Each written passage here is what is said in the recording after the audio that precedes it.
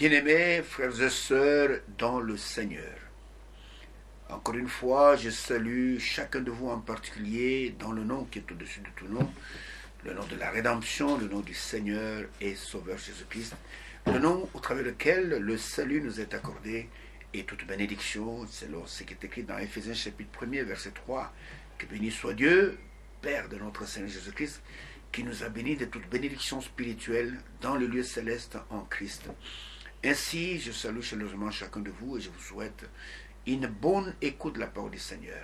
Que la grâce du Tout-Puissant repose sur vous, qu'il puisse oindre vos yeux, qu'il puisse déboucher vos oreilles, pour que vous ne puissiez pas entendre celui qui parle, mais que vous puissiez entendre la voix de Dieu dans ce dernier temps et que vous puissiez venir à lui.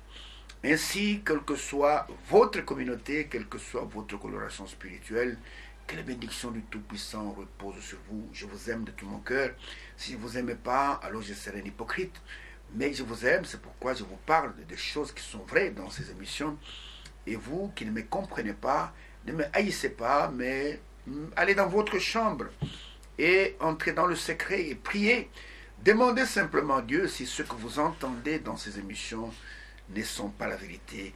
Et je suis persuadé, je suis convaincu que Dieu va vous parler. J'ai fait l'expérience plusieurs fois et des personnes sont venues vers moi pour me dire que Dieu nous a parlé. En tout cas, ce que tu dis, c'est la vérité. Ainsi, quelle que soit votre communauté, je vous dis merci pour vos prières, pour moi. Merci pour ceux qui nous soutiennent avec les moyens financiers, qui nous soutiennent avec leurs prières, qui nous soutiennent avec tout ce qu'ils font pour que ces émissions aillent de l'avant. Je suis reconnaissant au Seigneur au travers de vous. Et que Dieu vous bénisse et vous rende à centuple ce que vous faites pour son œuvre. Et nous sommes très reconnaissants au Seigneur pour cela, de savoir que ce que nous disons dans ces émissions édifie beaucoup les enfants de Dieu et surtout édifie beaucoup de prédicateurs, beaucoup de serviteurs de Dieu qui nous rendent témoignage qu'en tout cas, avec ce qu'ils entendent, et ils font quelques pas en avant avec le Seigneur. Ainsi, si ces émissions vous atteignent dans n'importe quel pays, que ce soit en Afrique, que ce soit en Europe, que ce soit dans les Amériques, l'Amérique du Nord ou bien l'Amérique du Sud, que ce soit en Asie, que ce soit au Proche, au Moyen-Orient, que ce soit n'importe où en Océanie, si cette voix peut vous parvenir via l'Internet, que les bénédictions du Tout-Puissant reposent sur vous. Ce que vous êtes en train d'entendre, ce n'est pas la voix du prédicateur, mais c'est la voix de Dieu dans ces derniers temps. Et vous avez besoin d'expérimenter le salut. Et surtout, je vous informe qu'il y a un grand événement qui est devant nous. Et ce grand événement, c'est l'enlèvement de l'épouse de Christ. Et si vous voulez en faire partie, voici l'occasion qui vous est offerte en écoutant ce message biblique du temps de la fin, pour que vous puissiez croire dans ce message et que Dieu puisse mettre son sceau sur vous et que vous ayez l'occasion de participer à cet enlèvement, parce qu'il n'y a que les saints qui partiront, il n'y a que le corps de Christ qui sera enlevé pour prendre part donc aux noces de l'agneau qui vont avoir lieu, non pas sur cette terre, non, les noces de l'agneau seront dans le ciel. Et pour y aller, le visa, il n'y a aucune ambassade sur la terre qui peut vous le donner. Le visa, c'est le scellement, le baptême du Saint-Esprit. Et le baptême du Saint-Esprit, vous devez d'abord entendre la parole de la vérité. L'évangile est votre salut, et vous devez croire dans cet évangile. Et quand vous croyez, Dieu met son sceau sur vous comme signe qu'il a agréé votre foi. Et en ce moment-là, tu peux dire, l'enlèvement c'est pour moi, les noces de l'agneau au ciel c'est pour moi. En dehors de cela, ne vous trompez pas. Et mon bien-aimé frère, mon bien-aimé sœur, en dehors de cela, aucune communauté de la terre ne sera dans l'enlèvement. Aucun fidèle dénominationnel ne sera là, à moins que vous passiez partie du corps de Christ.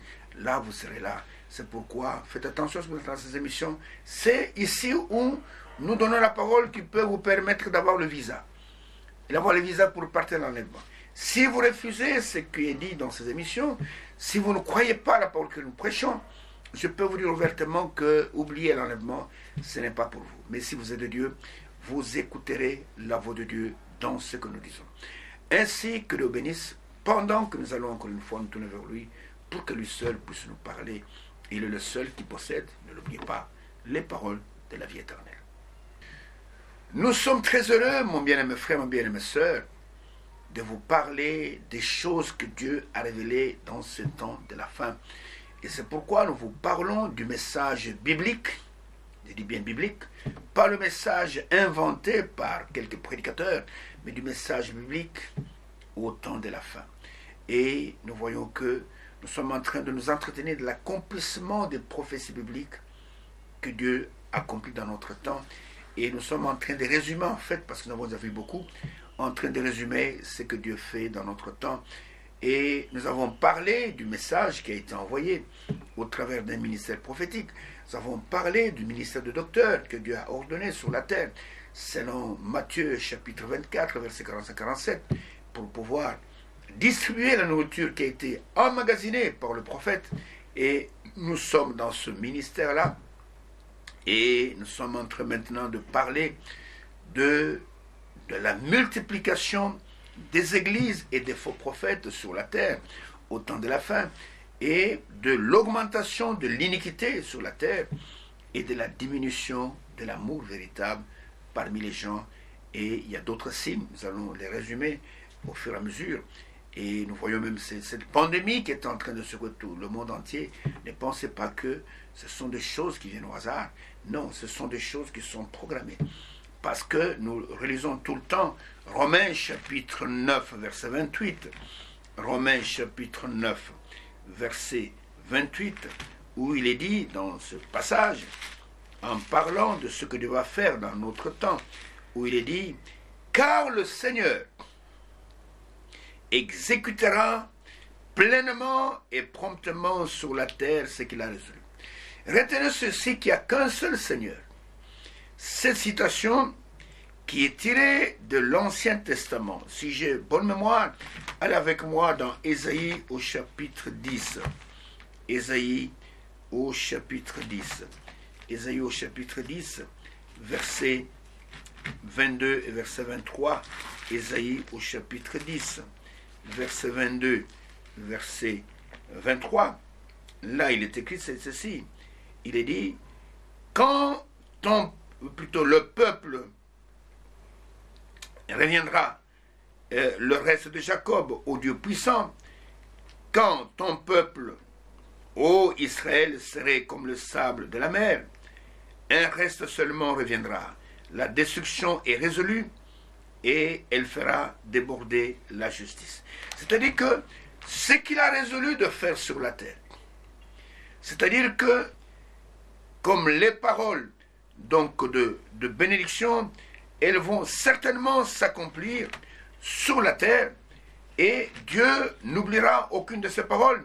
Vous comprenez, ce que je viens de lire est en rapport avec Israël, mais dans Ésaïe toujours au chapitre 46 et au chapitre 46, et il dit ceci, au verset 10, au verset 11, il est dit, et j'annonce dès le commencement ce qui doit arriver, et longtemps d'avance ce qui n'est pas encore accompli. J'ai dit, mes arrêts subsisteront, et j'exécuterai toute ma volonté. Vous comprenez? J'exécuterai toute ma volonté. Tout ce qu'il dit doit réellement s'accomplir. Vous comprenez?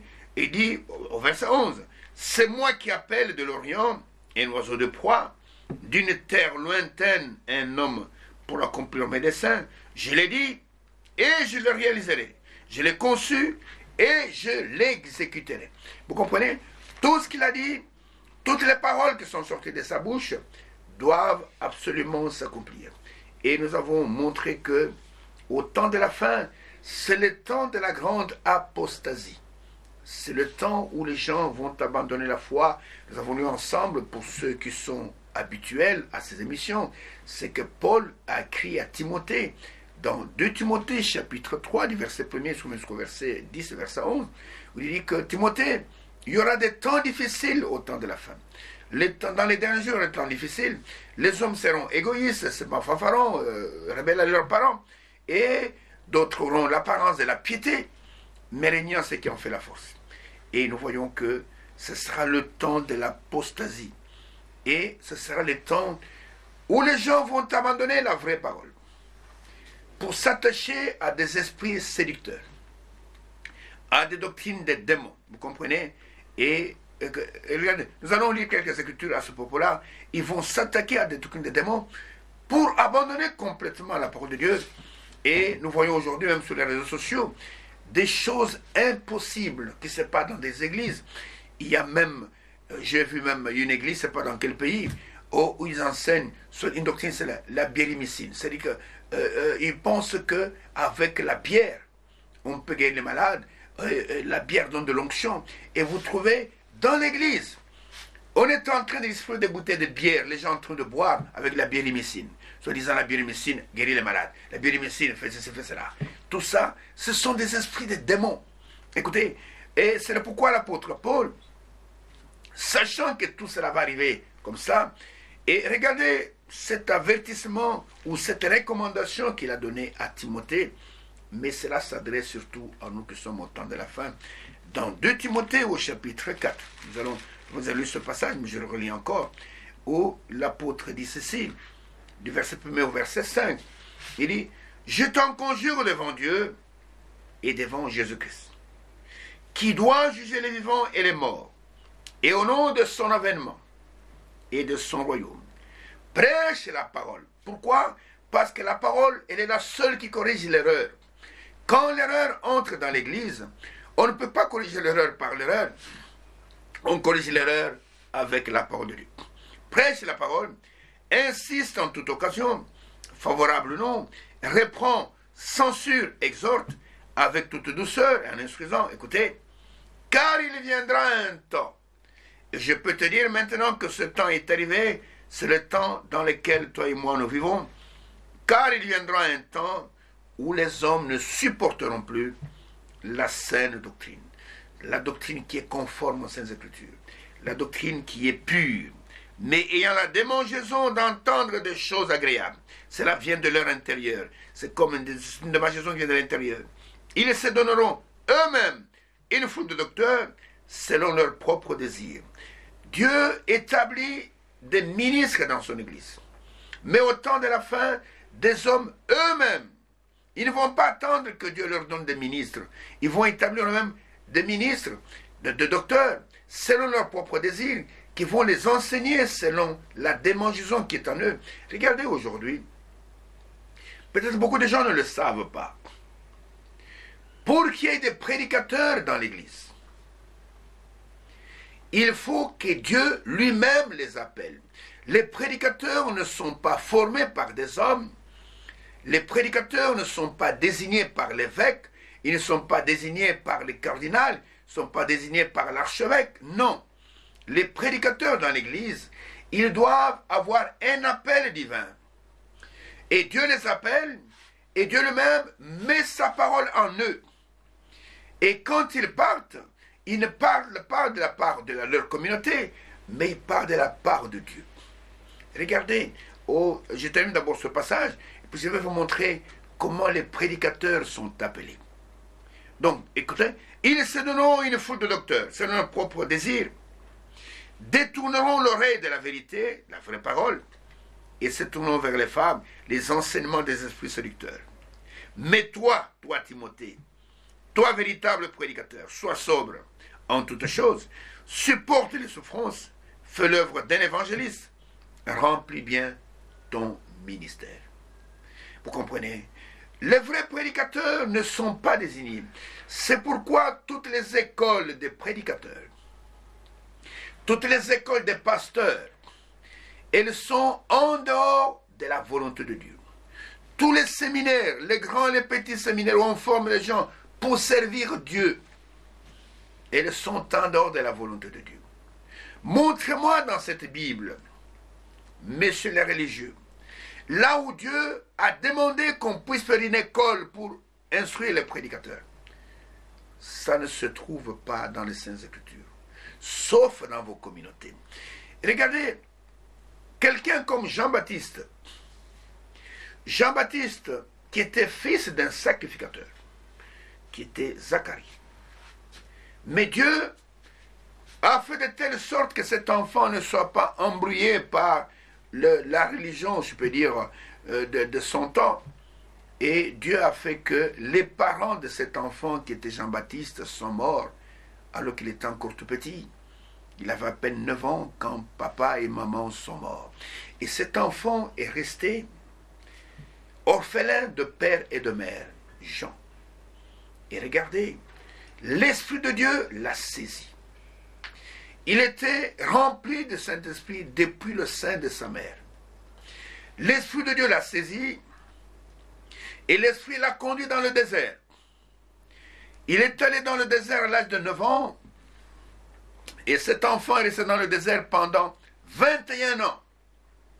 Je vous pose la question, comment cet enfant était-il nourri dans le désert? Toi et moi, nous ne le savons pas, mais je peux te donner la réponse. C'est Dieu qui le nourrissait. Comment cet enfant dans le désert avait-il de l'eau pour survivre? Et toi et moi, nous posons des questions, mais je peux te donner la réponse. C'est Dieu qui lui donnait de l'eau. Regardez, dans l'Ancien Testament, le prophète Élie, quand Dieu a frappé Israël du temps d'Akab de la sécheresse et qu'il n'avait pas de pluie, il a demandé à Élie de monter au torrent des Kérites. Et là, Dieu a ordonné aux corbeaux de venir nourrir Élie. Et Élie buvait l'eau du torrent. Et chaque matin et chaque soir, le corbeau amenait du pain et de la viande. Ce sont des choses que quand vous songez, tu peux devenir fou. Mais nous avons un Dieu surnaturel, un Dieu qui fait des choses qui sont surnaturelles. Le corbeau venait apporter du pain, apporter de la viande, et Élie mangeait, il s'endormait.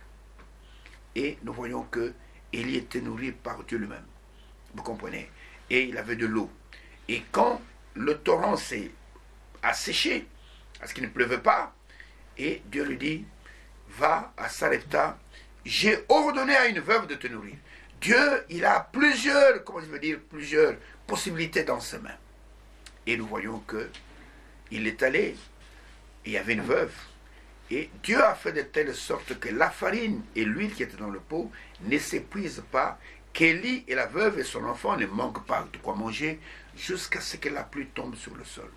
Et regardez cet enfant qui est allé dans le désert. Il a vécu pendant 21 ans.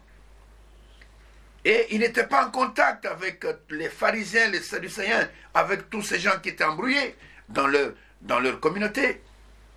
Et cet enfant ressort à l'âge de 30 ans, rempli du Saint-Esprit, habillé non pas avec le costume ecclésiastique, mais habillé en peau de chameau.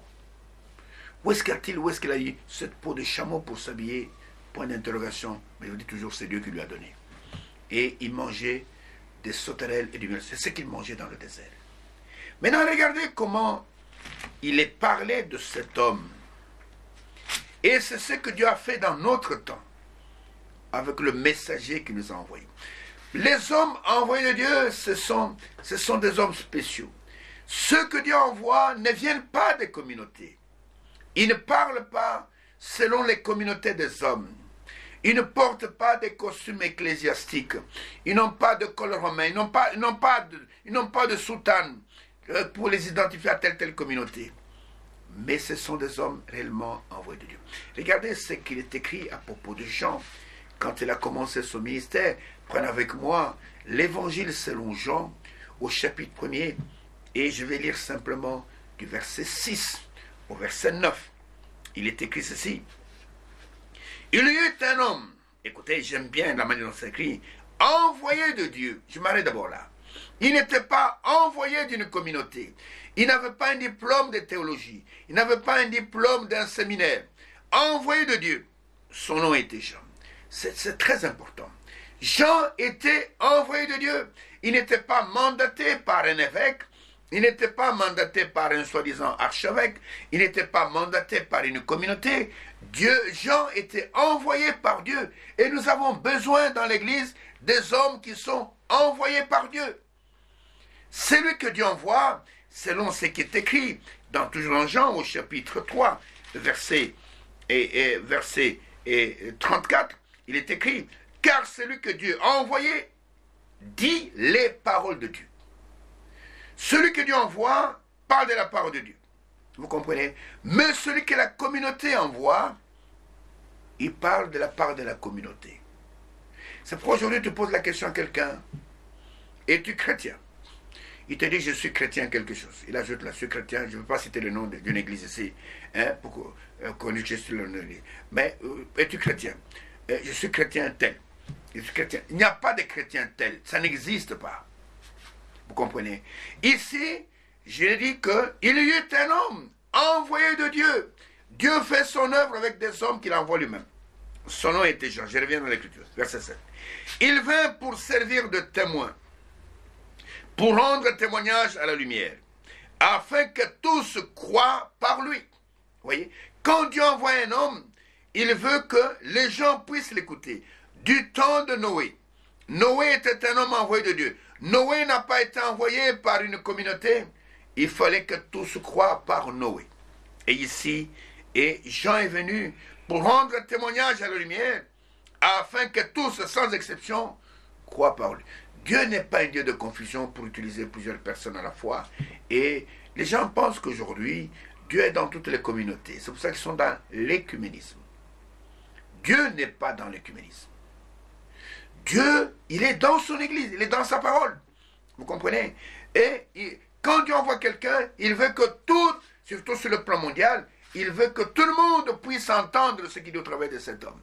Du temps de Noé, pour pouvoir expérimenter le salut, il fallait écouter Noé. Du temps de Moïse, quand Moïse marchait dans le désert, pour pouvoir écouter Dieu, il fallait écouter Moïse. Non pas écouter Corée, Datan, Abiram et On. Est-ce que vous comprenez? Il fallait que tous croient par lui. Écoutez, il n'était pas lui-même la lumière, mais il parut pour rendre témoignage à la lumière. Cette lumière était la véritable lumière qui, en venant dans le monde, éclaire tout homme. C'est la même chose aujourd'hui. Le ministère du prophète du temps de la fin est semblable à celui de Jean-Baptiste. D'ailleurs, les deux ministères sont liés dans les Saintes Écritures. Vous comprenez?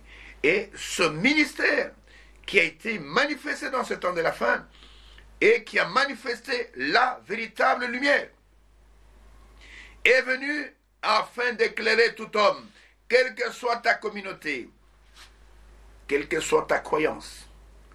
Ce message t'est adressé. Si tu l'as déjà entendu et que tu le rejettes, alors il ne te reste plus que le jugement. Vous comprenez? Et qui va venir dans le monde éclairer tout homme.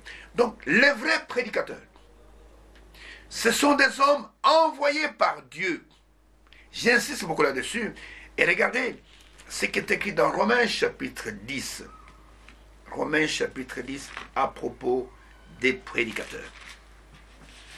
Il est écrit ceci. Parce que nous sommes censés expérimenter le salut par la parole que nous écoutons.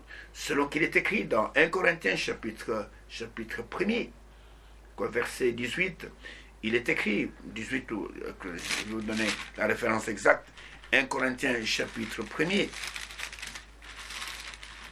et au verset, oui c'est bien le verset 18, j'avais bien dit, et un peu plus loin, et il est dit ceci, jusqu'au verset 21, il est dit, car la prédication de la croix est une folie pour ceux qui périssent, mais pour nous qui sommes sauvés, il est une puissance de Dieu.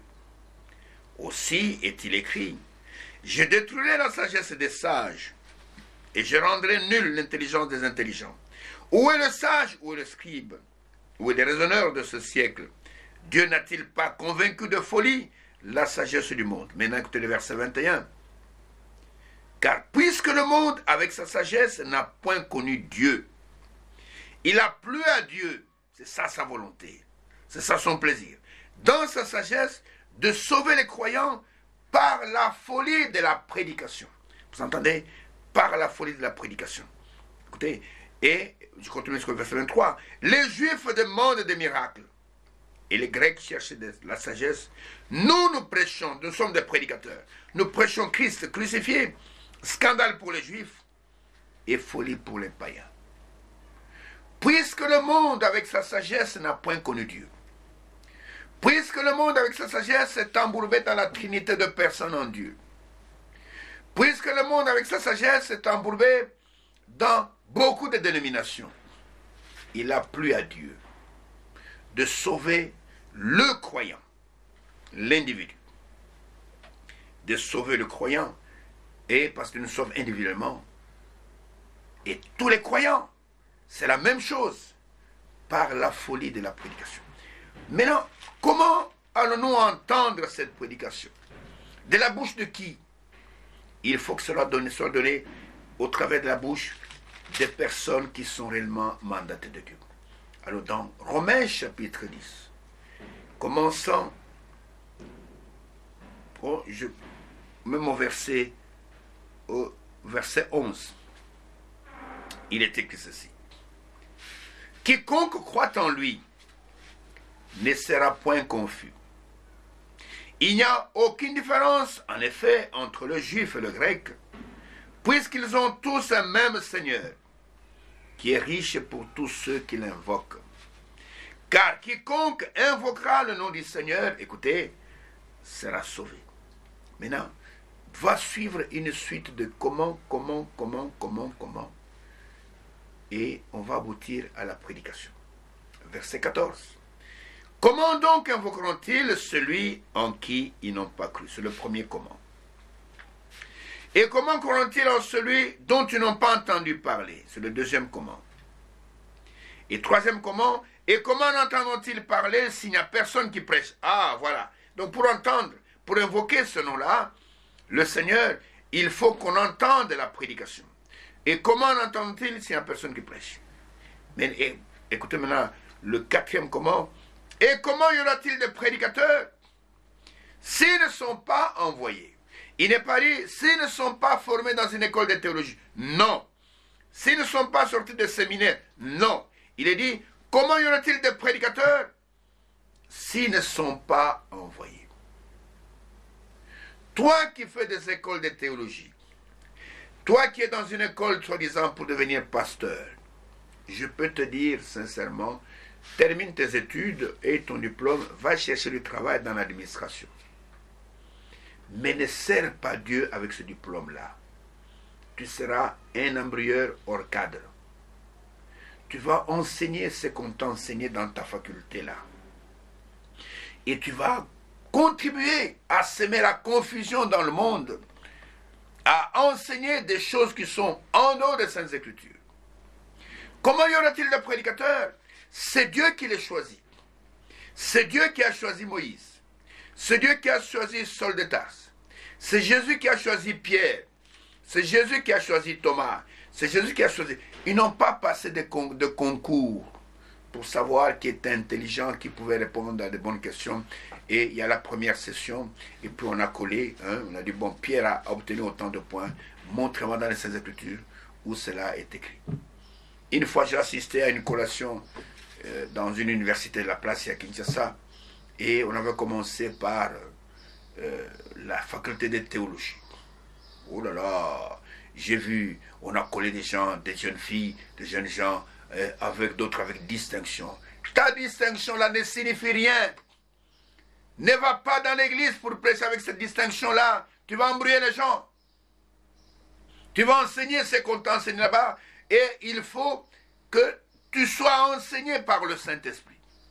Selon ce qui est écrit dans Jean chapitre 6. Jean chapitre 6. Écoutez ce que le Seigneur dit. Et écoutez ce qu'il dit à propos de ceux qui croient. Il est écrit au verset 45. Il est écrit dans les prophètes. Ils seront tous enseignés de Dieu. Écoutez, ainsi, quiconque a entendu le Père et a reçu son enseignement, vient à moi. Et quand tu es enseigné par quelqu'un, le Père là, c'est le Saint-Esprit. C'est Jésus qui parle. Et nous voyons qu'il y a une prolifération des faux prédicateurs, formés dans des écoles, d'autres même qui sont des autodidactes, qui se sont eux-mêmes, ils ont étudié la Bible, puis ils ont dit, oh, Dieu m'a appelé. Et quand ils se mettent debout, ils racontent n'importe quoi. Ils s'appellent eux-mêmes prophètes des nations, apôtres, je ne sais pas quoi. Mais quand vous regardez des yeux spirituels, vous voyez simplement des embryeurs conduits par les mauvais esprits. Dans 1 Jean au chapitre 2. 1 Jean au chapitre 2. Regardez ce que l'apôtre nous dit. 1 Jean chapitre 2. Commençons par le verset 18. Je veux vous montrer qu'au temps de la fin, les esprits séducteurs seront vraiment en action. Il faut avoir des yeux spirituels pour voir cela. Il y aura même des femmes qui vont se lever pour prêcher, alors que la Bible interdit à la femme de prêcher la parole de Dieu. Mais il n'y a que des aveugles qui établissent des femmes dans leurs églises. Et quand vous voyez une femme en train de prêcher dans une église, sortez de cette église-là. Dieu n'est pas là. Oh, ça peut choquer certains que je dise ça. Ils peuvent penser que je suis un misogyne, comme on dit, quelqu'un qui n'aime pas les femmes. Non. Les femmes, ce sont mes sœurs. Mais ce que je vous dis est vrai. Paul a dit aux Corinthiens, est-ce la parole de sortie de chez vous pour établir les femmes? Est-ce à vous seul qu'elle est parvenue? Si quelqu'un croit être inspiré, si quelqu'un croit être prophète, qu'il reconnaisse que ce que je vous écris est un commandement, pas un conseil, un commandement du Seigneur. 1 Corinthiens chapitre 14, verset 32, verset 40. Lisez ça. Et si vous voulez être éclairé, vous serez éclairé. Mais si vous voulez demeurer dans l'erreur, vous demeurerez dans l'erreur. On corrige celui qui a de bons sentiments. La Bible dit, reprends un sage, il t'aimera. Mais si tu reprends un insensé, il va te haïr. C'est ce qui se passe avec des religieux. Ils n'aiment pas être repris. Vous voyez, quand les pharisiens et les sadducéens venaient écouter Jésus, ils grinçaient des dents. Et à la fin, ils ramassaient des pierres pour lapider Jésus. Parce que ce qu'ils disaient était contraire à ce qu'on les enseigne dans leurs églises. Alors, dans 1 Jean chapitre 2, commençant par le verset 18 jusqu'au verset 21, et écoutez ce que l'apôtre Jean dit, mais cela c'est en rapport avec les temps de la fin. Il dit, petits enfants, c'est la dernière heure. Et comme vous avez appris qu'un antichrist vient, il y a maintenant plusieurs antichrists. Par là, nous connaissons que c'est la dernière heure. Ils sont nombreux.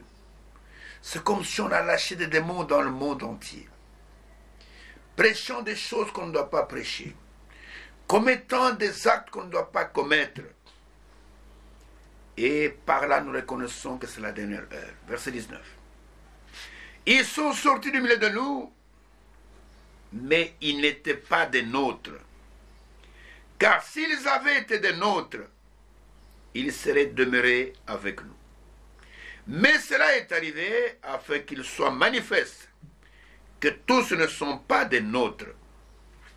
Pour vous, écoutez, vous avez reçu l'onction de la part de celui qui est saint. Et vous avez tous de la connaissance. Je vous ai écrit, non que vous ne connaissiez pas la vérité, mais parce que vous la connaissez et parce que aucun mensonge ne vient de la vérité. Aucun mensonge ne vient de la vérité. Mon bien-aimé frère, le Seigneur disait que d'une même source ne peut pas sortir de l'eau douce et de l'eau amère. Ce n'est pas possible. Et aucun mensonge, tu ne peux pas trouver dans la vérité le mensonge. C'est impossible. C'est ainsi qu'un véritable serviteur de Dieu, prédicateur, oint par le Saint-Esprit, ne peut pas, aujourd'hui il prêche la bonne parole, demain il est dans la fausse doctrine. C'est impossible. Montre-moi dans cette Bible, après que les disciples aient reçu le Saint-Esprit le jour de la Pentecôte, et qu'ils ont commencé à proclamer l'Évangile, montre-moi dans les livres des Actes, ou dans les écrits de Paul, de Pierre, de Jacques, de Jude, où l'un d'eux est devenu un faussaire, est devenu un faux prédicateur.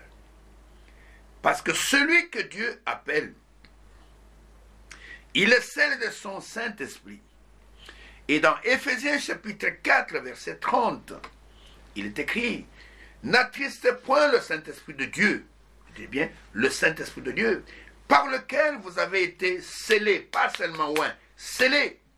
Celui qui est simplement oint du Saint-Esprit, quand l'onction n'est pas là, il peut faire n'importe quoi. il peut mettre un adultère, il peut mettre même un débauché, un buveur. Mais celui qui est scellé du Saint-Esprit, son âme est scellée de l'intérieur. Frère, il est scellé jusqu'au jour de la rédemption. Aucune personne, même aucun démon ne peut enlever ce sceau. C'est impossible. Et n'attristez pas le Saint-Esprit de Dieu. Pas le Saint-Esprit des Congolais, pas le Saint-Esprit des Zambiens, pas le Saint-Esprit des Français, des Américains. Non, le Saint-Esprit de Dieu, l'original, par lequel vous avez été scellés jusqu'au jour de la rédemption. Aucun mensonge ne vient de la vérité. C'est la raison pour laquelle le test que nous avons, c'est le test de la parole. Quelqu'un dit qu'il a le Saint-Esprit, d'accord. Mais si vous le trouvez en train de prêcher de fausses doctrines, sachez tout simplement qu'il n'a pas le Saint-Esprit. Aujourd'hui, dans ce message, des éminents prédicateurs déclarent avoir le Saint-Esprit. Ils décrètent même dans leur assemblée de séances où on prie pour que les gens aient le Saint-Esprit. Et ils se mettent là-bas. Ils commencent à raconter des bêtises sur la parole de Dieu. Ils vous disent que les tonnerres sont révélés. Et moi, je vous dis que ce qu'on dit les 7 tonnerres, personne ne connaît ça jusqu'à aujourd'hui. Si quelqu'un vous dit qu'il sait ce qu'on dit les 7 tonnerres, c'est un menteur. Et la vérité n'est point en lui. Et si la vérité n'est point en lui, il n'a pas le Saint-Esprit. Tous ceux qui prêchent le soi-disant révélation des 7 tonnerres d'Apocalypse 10, excusez-moi de vous dire cela, c'est peut-être dur, ils n'ont pas le Saint-Esprit. Le Saint-Esprit, c'est l'esprit de la parole. Et si vous avez le Saint-Esprit, vous allez respecter ce que la parole dit. Regardez ce que Jean, ce qu'on lui a dit sur le Patmos, à propos de ce livre de l'Apocalypse. Et si tu as le Saint-Esprit, tu diras amen à ce que je vais lire maintenant. Apocalypse chapitre 1er, verset 3, il est écrit ceci, ne l'oubliez pas, serrez cette parole dans votre cœur, et cela concerne tous les livres de l'Apocalypse. Il est écrit, heureux celui qui lit et ceux qui entendent les paroles de la prophétie et qui gardent les choses qui sont écrites, car le temps est proche. Il n'est pas dit, heureux celui qui garde ce qui n'est pas écrit. On avait dit à Jean d'écrire tout ce qu'il voyait, de mettre dans un livre, de l'envoyer aux 7 églises, qui est en Asie, qui représentait l'église dans la prophétie. Et il y avait l'église d'Éphèse, l'église de Smyrne, l'église de Pergame, l'église de Thyatire, l'église de Sardes, l'église de Philadelphie, et l'église d'Odyssée, 7 églises, 7 âges de l'église. Et tout ce qu'il devait voir, Jean devait écrire, envoyer l'église. Mais arrivant à Apocalypse chapitre 10, au verset 4, quand les tonnerres ont fait entendre leur voix, Jean dit, voici une bonne chose à transmettre aux églises. Il voulait écrire. La voix lui dit, n'écris pas ce qu'on dit les 7 tonnerres. Mais celle cela. Cela veut dire que cela n'est pas destiné aux églises. Cela n'est pas destiné à être prêché dans les églises. Si tu as le Saint-Esprit et un minimum de respect pour Dieu, pour sa parole, tu te tairas là où la Bible se tait. Mais comme tu n'as pas le Saint-Esprit, la Bible dit, quand il n'y a pas de révélation, le peuple est sans frein. Et la révélation vient de l'Esprit. C'est pourquoi les gens se mettent là-bas, ils font vibrer toute la salle. Oh, les 7 tonnerres ont dit ceci, et l'ange est descendu, il a mis les pieds sur la main sur la terre. Ah, les gens poussent des grands amen.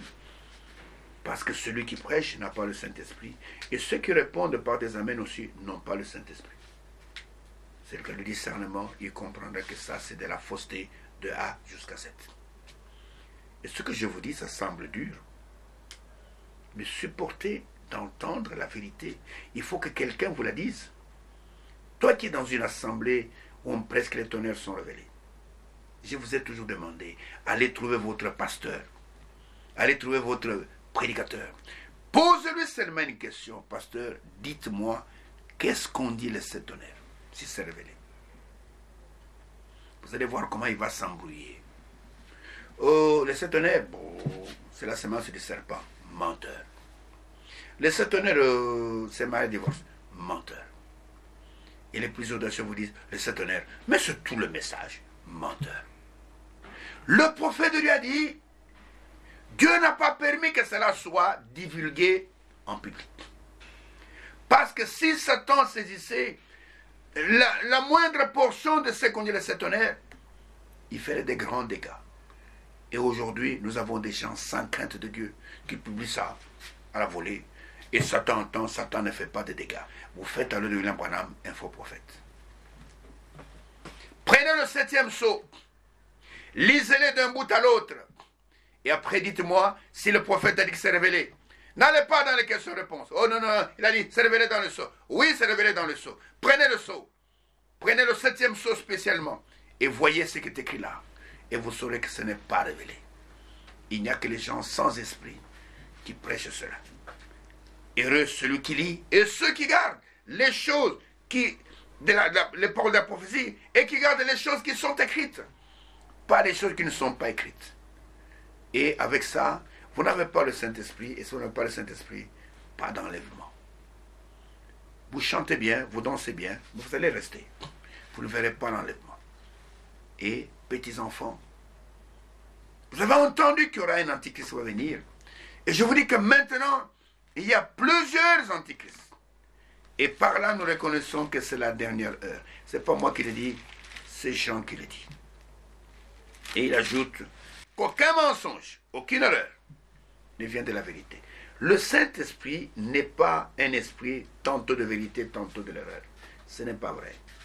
Le Seigneur a dit, Jean chapitre 16, que quand le Consolateur sera venu, verset 13 ou verset 15, quand le Consolateur sera venu, l'Esprit de vérité que le monde ne connaît pas, que le monde ne peut pas recevoir, il vous conduira, il vous conduira dans toute la vérité. Et la vérité, c'est la parole de Dieu. Et la vérité, c'est une personne. Cette personne a dit dans Jean 14, verset 6, je suis le chemin, je suis la vérité, je suis la vie. Et quand Pilate jugeait Jésus, et Jésus lui dit, oui, je suis roi, je suis roi. Tu veux savoir, je suis roi, je suis roi. Je suis né. Je suis venu dans le monde pour rendre témoignage à la vérité. Et quiconque est de la vérité, écoutera ma voix. Et toi aussi, tu m'écoutes. Si tu es de la vérité, tu obéiras à la vérité. Sanctifie-les par ta vérité. Ta parole est la vérité. C'est pourquoi le Saint-Esprit nous met en garde. Il nous avertit qu'au temps de la fin, les esprits séducteurs seront à l'œuvre au travers des faux ouvriers, des faux commentaires, des faux prédicateurs, et ils commettront beaucoup de dégâts. Et je vais vous le prouver. Prenez quelques écritures. Prenons 1 Timothée au chapitre 4. 1 Timothée au chapitre 4. Regardez ce que Paul écrit à Timothée. Je prends simplement les 2 premiers versets. Il dit ceci.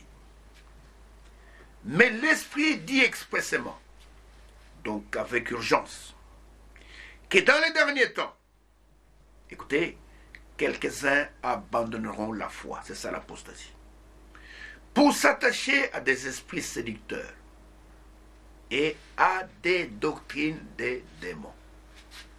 Oh là là, ça fait mal d'entendre ça. Les gens vont abandonner la vraie parole pour s'attacher, parce que sur la terre, il n'y a que 2 puissances. Ou c'est la puissance de Dieu, ou c'est la puissance de Satan. Il n'y a pas de puissance intermédiaire. Quand vous abandonnez Dieu, automatiquement vous tombez entre les mains du diable. Il n'y a pas de puissance intermédiaire. Il y a le salut, il y a la perdition. Il n'y a pas de purgatoire où les gens vont aller là-bas pour souffrir et être brûlés un peu. Non, ça n'existe pas. C'est une invention des hommes. Montrez-moi même le mot purgatoire dans cette Bible. Ça n'existe pas.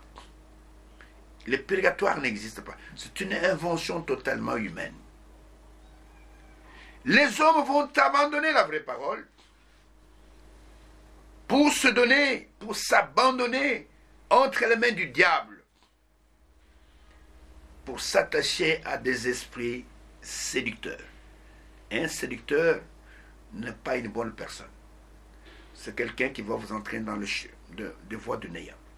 Et à des doctrines des démons, des doctrines qui sortent de l'enfer. Et quand les gens sont séduits, ils entendent ces doctrines, ils pensent que c'est Dieu qui est en train de leur parler. C'est ça la séduction. Quand Ève fut séduite au commencement, quand le serpent lui parlait, elle pensait réellement que ce que le serpent lui disait, c'était la parole de Dieu. Et c'est ce qui arrivera au temps de la fin.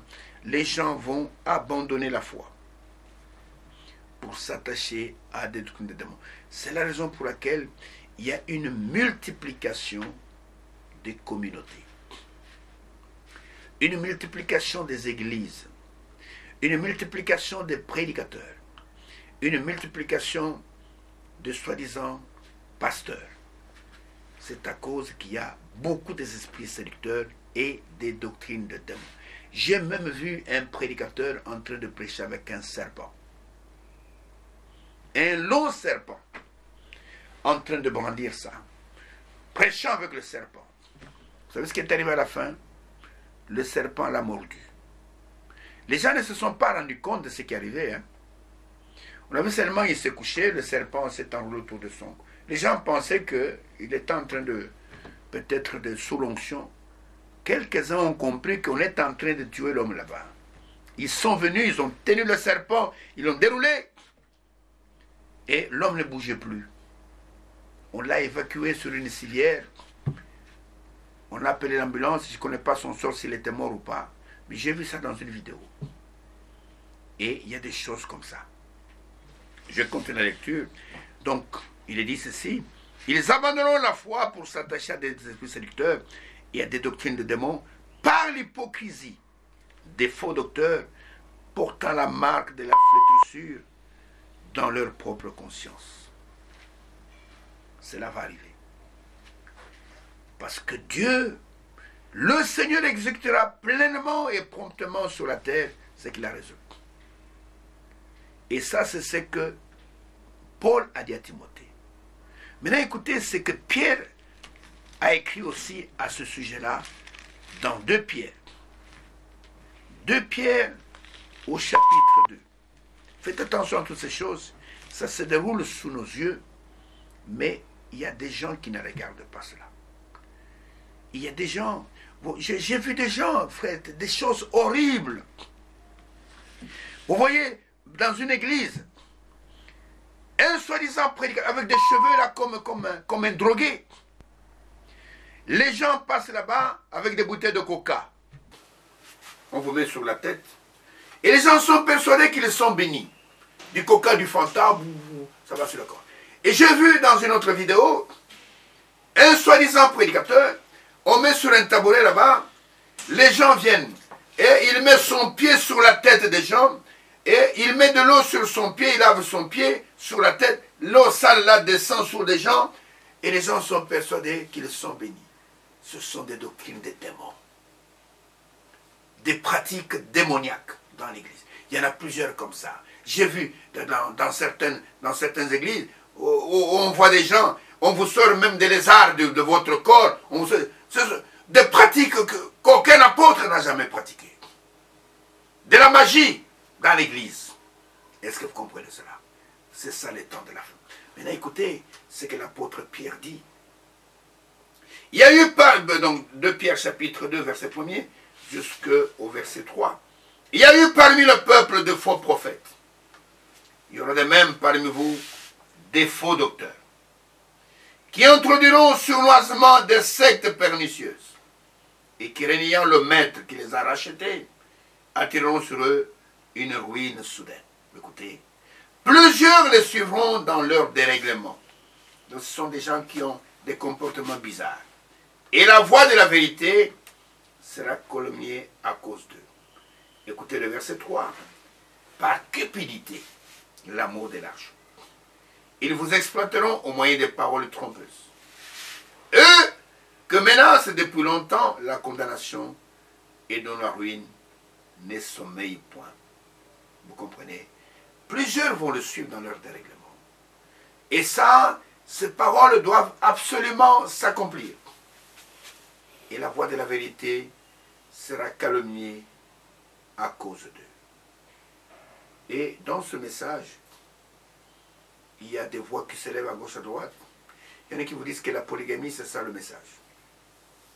Et plusieurs vont le suivre dans cette voie-là de dérèglement. Des gens déréglés, sexuellement déréglés, qui pensent que la foi vient par, je sais pas moi, la pratique d'un acte sexuel avec plusieurs femmes. Et vous trouvez des gens comme ça, ils vous disent que c'est ça le message du temps de la fin. Et il y a des gens comme ça, la Bible dit que leur condamnation ne sommeille point. Le Dieu que nous adorons est un Dieu de pureté, est un Dieu de sainteté. Le mariage est institué par Dieu et la volonté de Dieu, c'est un homme et une femme. Montre-moi dans le Nouveau Testament où Jésus a prêché même une seule fois la polygamie. Montre-moi dans le Nouveau Testament où l'apôtre Paul a prêché même une seule fois la polygamie. Mais ils ont tous les deux montré la volonté parfaite de Dieu, un homme et une femme. Et le Seigneur dans Matthieu chapitre 9 a dit que c'est pourquoi au commencement le Créateur fit l'homme et la femme. Il n'a pas dit, il a fait un homme avec plusieurs femmes. Non, un homme et une femme. Et c'est ça la volonté première de Dieu. De tout ce que les hommes enseignent en dehors de cela, ce ne sont que leurs propres désirs, leurs propres convoitises. Et ils répondront au jour du jugement. C'est tout simplement parce qu'ils n'ont pas reçu le Saint-Esprit pour pouvoir avoir l'équilibre dans la parole de Dieu. S'ils avaient le Saint-Esprit, ils ne prêcheraient pas ces choses-là. C'est pourquoi, avec tous ces gens qui prêchent des fausses doctrines, voici l'avertissement que l'apôtre Jean nous donne. Nous allons terminer par là. Et ça peut sembler dur. Mais pourtant, si nous voulons respecter vraiment l'Écriture, on devrait mettre cela en pratique. Regardez ce que l'apôtre nous dit, l'apôtre Jean, dans sa deuxième épître. Ça n'a qu'un seul chapitre. Nous lirons du verset 7 jusqu'au verset 11. Il dit, « Car plusieurs séducteurs sont entrés dans le monde et ne déclarent pas publiquement que Jésus-Christ est venu en chair. » C'est-à-dire qu'on nous parle de Jésus-Christ qui est venu en chair. Mon frère théologien, si on nous parle d'un Jésus venu en chair, c'est qu'il doit avoir une autre forme, c'est qu'il doit avoir une autre nature. Il n'est pas seulement un corps de chair. En fait, c'est Dieu venu dans la chair humaine. Quiconque ne croit pas ça, il est possédé par un esprit antichrist. Et je réponds, car plusieurs séducteurs sont entrés dans le monde et ne déclarent pas publiquement que Jésus-Christ est venu en chair. Celui qui est tel, c'est le séducteur et l'antichrist. Il dit, prenez garde à vous-même, afin que vous ne perdiez pas le fruit de votre travail, mais que vous receviez une pleine récompense. Quiconque va plus loin et ne demeure pas dans la doctrine de Christ n'a point Dieu. Celui qui demeure dans cette doctrine a le Père et le Fils. Si quelqu'un vient à vous et n'apporte pas cette doctrine, ne le recevez pas dans votre maison et ne le dites même pas salut. Car celui qui le dit salut participe à ses mauvaises œuvres. Cela peut sembler étrange venant d'un apôtre qu'on appelle l'apôtre de l'amour. Et pourtant, Dieu ne veut pas que ses enfants puissent recevoir des enseignements pervertis. Celui qui va plus loin et ne demeure pas dans les saintes écritures, ne demeure pas dans la sainte doctrine, l'apôtre dit, ne le recevez même pas dans votre maison. Ne lui dites même pas salut. Oh, Jésus-Christ est déjà venu depuis 63. Ne le recevez même pas dans votre maison. Oh, la plénitude de la divinité est dans un homme qu'on appelle Branham. Ne le recevez même pas dans votre maison. Oh, Branham, c'est le troisième Adam. Ne le recevez même pas dans votre maison. Ce sont des gens qui sont possédés par des démons. Et si vous aimez cette personne, priez pour elle, pour qu'elle soit délivrée des esprits séducteurs, afin d'être entièrement conduite par le Saint-Esprit. Parce que dans Romains chapitre 8, verset 14, il est écrit, tous ceux qui sont conduits par l'Esprit de Dieu sont fils de Dieu. Ainsi, mon bien-aimé frère, ma bien-aimée sœur, nous terminons ce point-là ici, vous montrant que dans les temps de la fin, les hommes abandonneront la foi pour s'attacher à des esprits séducteurs, à des doctrines de démons, et plusieurs vont le suivre, les faux docteurs, et ils seront là nombreux, et beaucoup vont le suivre dans cette voie-là, mais la vérité prévaudra toujours. Et la vérité, qui est la parole de Dieu, corrigera toujours l'erreur. Même s'il y a des faussaires. Je peux parler à mes frères qui sont dans les dénominations, qui pensent que le message est faux parce qu'il y a plusieurs groupements dans le message. C'est Satan qui fait cela. Et je peux vous poser la question. Du fait qu'il y a plusieurs faux billets de dollars dans le monde, est-ce que cela fait que tous les dollars sont faux? Non. Il y a des véritables dollars. Et il y a des testeurs qui, quand vous amenez le billet de dollars, on teste pour voir s'ils sont véritables.